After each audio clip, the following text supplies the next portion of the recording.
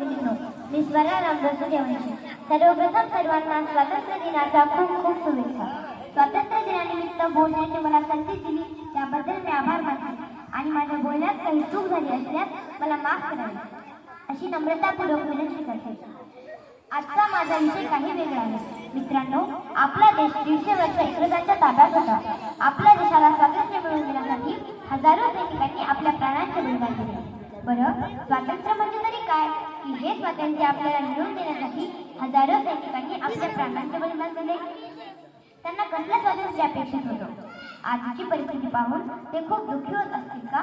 दुःखी होत असतील भ्रष्टाचार होताना पाहून, दुःखी होत असतील अन्नाची भेसळ होणारी पाहून, स्त्रियांवर होणारे अन्याय अत्याचार पाहून आणि जेव्हा आपलेच आई वडील स्वतःच्या मुलीचा जन्म अगोदर खून करतात हे पाहून त्या निरागस जीवाचा काय दोष की त्यांना पोटातच मारलं जाते? अशीच एक मुलगी आपल्या आईला स्वातंत्र्य दिनाच्या दिवशी जगण्याचे स्वातंत्र्य मागते. तिचे बेचिमुखले विचार तुमच्या समोर सादर करता येईल.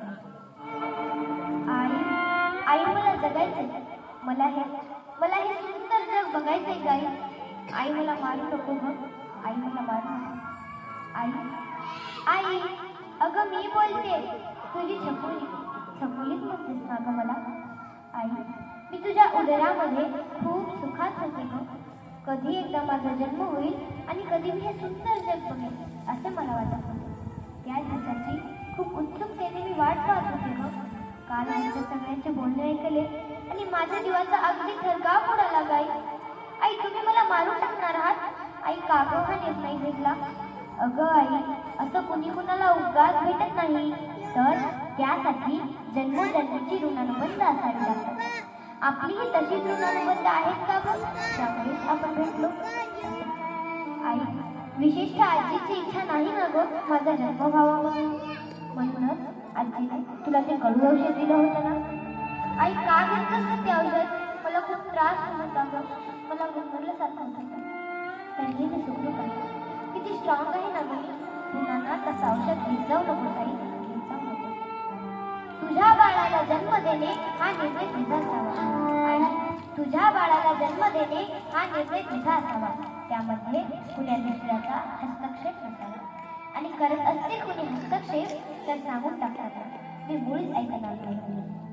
आई, तू स्वतंत्र भारतात राहतेस, तुझे निर्णय घेण्याचा तुला अधिकार आहे. आणि काय ग, आजू जेव्हा माहेरी येते तेव्हा आजी किती किती लाड करते ग आजीचा. पुरणपोळी करायला सांगते, किती किती लाड करते. आणि तू आजी सगळ्याजणी मुलगी म्हणूनच तर जन्माला आल्यात ना ग. मग माझाच बाबतीत हा निर्णय का ग आई? मग माझाच बाबतीत हा निर्णय का? आई, कसे दिसतात ग माझे बाबा आणि कशी दिसतेस तू? मला तुम्हा दोघांना डोळे भरून बघायचे ग. आई, मला मारू नको ग, आई मला मारू नको. आई, तू जसे विकलेस नाते मलाही विकले. आई, तू जसे विकलेस नाते मलाही विकू दे, दुसरं काही नाही. दादाला राखी बांधण्यासाठी तरी मला येऊ दे, दुसरं काही नाही. निदान दादाला राखी बांधण्यासाठी तरी मला येऊ दे. आई, आता मात्र मला संशय येतो, तुला सुद्धा नको का तुम्ही? आई, मग तुला आई तरी कसं समजू नको? उद्या तुम्ही डॉक्टर काकांना पैसे देऊन मला मारायला सांगणार. त्या डॉक्टर काकांकडे खूप धारदार अस्त्र असतील ग. ते माझ्या नाजूक नाजूक हातांवर, माझ्या नाजूक नाजूक पायांवर घाव घालतील ग. मी रक्तबंबाळ होईल गाई आणि मी काही सुद्धा करू शकणार नाही. त्या क्रूर औरंग्याने जसे माझ्या शंभू राजाचे तुकडे तुकडे केले तसे ते डॉक्टर काका माझ्या शरीराचे तुकडे तुकडे करतील गाई, आणि नंतर ना ते मला कोण्या कचऱ्याच्या ढिगाऱ्यात फेकून देते. हजारोंच्या संख्येने किडे मुंग्या मला खाऊन टाकतील गाई, मला खाऊन टाकतील. माझ्या शरीराची अशी दशा नका नका करू, मी तुमचाच तर अंश आहे.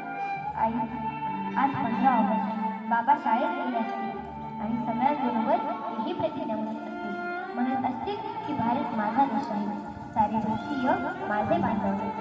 अगं, तुम्ही तुमच्या स्वतःच्या मुलीचेच होऊ शकत नाही तर मग या विशाल देशाचे काय होणार? आणि भारत माझा देश आहे असं म्हणण्याचा अधिकारच तुम्हाला कुठे होतो? सांग नाही, सांग. आई, तुला कसं समजावं? आई, जन्माला घालून तर बघितला, तुझेच रूप तू पाहशील माझाच बघितला. मी बहीण, मुलगी, पत्नी तर कुणाचीच नाही. मग मला गर्भातच मारण्याची का ग तुला काही? आई, सांग ना, मग मला गर्भातच मारण्याची का ग तुला काही? आई, मुलगाच व्हाय असा हट्ट का ग? मला बी जन्माला द्यायचंय ग. तुझ्या उबदार कुशीत भिंगायचंय ग. पायात पैंजण घालून अंगणभर फिरायचंय ग. आणि 2 वेण्या घालून शाळेच्या गणवेशात मला शाळेला बी जायचंय ग. आई, मला शाळेला बी जायचंय ग. आई, मी जेव्हा पहिल्यांदा बोलायला शिकले तेव्हा आईच तर म्हणणार आहे. आणि पहिल्यांदा चालायला शिकले, चालता चालता धक्कन पडले आणि पुन्हा उठून झाले. किती मज्जा येते तेव्हा. अंगणवाडीत जाताना छानसा फ्रॉक घालून वेळी फूल लावून जायचे. किती छान दिसेल ना ग. हुंडा लागतो म्हणून आई त्रास माझा वाटतो का? हुंडा लागतो म्हणून आई त्रास माझा वाटतो का? आणि या हुंड्यापायी तुझ्या माईच्या घरात माझ्यासाठी आणतो का ग? सांग आई, मला माहीत आहे की महागाई आणि तुमचा छोटासा संसार, पण मी मुळीच त्रास देणार नाही ग. आई, मी तुझ्याजवळ कोणताच हट्ट करणार नाही. ताईची महान झालेले कपडे आणि जुनी झालेली मेहंदी मला चालतील ग. आई, मला तालुक्याच्या ठिकाणी शाळेतही नका टाकू आणि ट्युशनची गरज नाही. मी जिल्हा परिषदमध्येच नाही, खूप खूप शिकेन, अभ्यास करेन. आई, मला माहीत आहे मी घरात कुणाचीही लायकी नाही, पण मी माझ्या शिक्षकांची लायकी विद्यार्थी बनेन. कधी कधी माझे शिक्षक माझं कौतुक करतात, माझ्या पाठीवर शाबासकीची थाप देतात. किती खुश असेल ना घरी तेव्हा. प्रत्येक बाबतीत मी माझं वेगळं स्थान निर्माण करीत आहे. आई, मी तुझा मोठी बहीण जमते. त्या शेजारच्या ताईचं बोललं की तुझ्या पोटातच ऐकलं बघ. त्या म्हणत होत्या सरांना त्यांना सहलीला नेलं होतं आणि त्यांना खूप मजा आली. ए आई, मला सुद्धा सहलीला जायचंय ग. मी खूप खूप मजा करायची, मैत्रिणींसोबत खूप खूप खेळायची. आई, माझं हे अनमोल जीवन माझ्यापासून नका घरी राहू. आई, जरा विचार कर, जिजामाताच्या आई वडिलांनी जर मुलगी नाकारली असती तर शिवाजी महाराज जन्मले असते का ग? आणि स्वराज्याचा अर्थ त्यांनी कळाला असता का? सावित्री आईच्या आई वडिलांनी जर मुलगी नाकारली असती तर ज्ञानज्योत कोण पेटवली असती? त्यांच्यासारखं कर्तृत्व नाही जरी करता आलं तरी तुमची शहाणी मुलगी बनून राहील. आई, मोठी झाल्यावर तुझ्या कामात मदत कर. तू आणि बाबा जेव्हा थकून घरी येतात ना तेव्हा तुमच्यासाठी मस्तपैकी चहा बनवणार. आई, तुमची मान खाली जाईल असं मी कधीच सांगणार नाही. उलट माझ्यामुळे तुमचा मान वाढेल. आई, तुम्हालाच काय सगळ्या गावकऱ्यांनाही माझा अभिमान वाटला पाहिजे असंच मी प्रयत्न करेन. आई, माझ्या परीने मी तुला समजावायचा प्रयत्न केला. शेवटी निर्णय तुझा असेल. आई, या स्वातंत्र्य दिनाच्या दिवशी मी तुला माझ्या जगण्याचं स्वातंत्र्य मागते. देशील ना? आई, तुझ्या पोटात मारू नको ग मला, तुझ्या पोटी जन्म घेऊ दे ना ग मला. आई, तुझ्या पोटात मारू नको ग मला, तुझ्या पोटी जन्म घेऊ दे ना ग मला. मी मुलगी जरी असले तुला मुलगा होऊन दाखवेन. आई वडिलांचं नाव रोशन मी करून दाखवेन. जगामध्ये आई मला यावं वाटतं ग, तुला बघण्याची खूप इच्छा आहे ग. आई, तुझ्या पोटात मारू नको ग मला, तुझ्या पोटी जन्म घेऊ दे ना ग मला.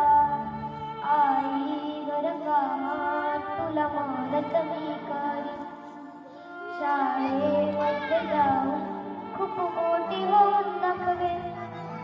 जीवापाड आई तुझी ग काळजी मी घेईन, तुझ्या लेकीची ग तुला दया येईना. आई, तुझ्या पोटात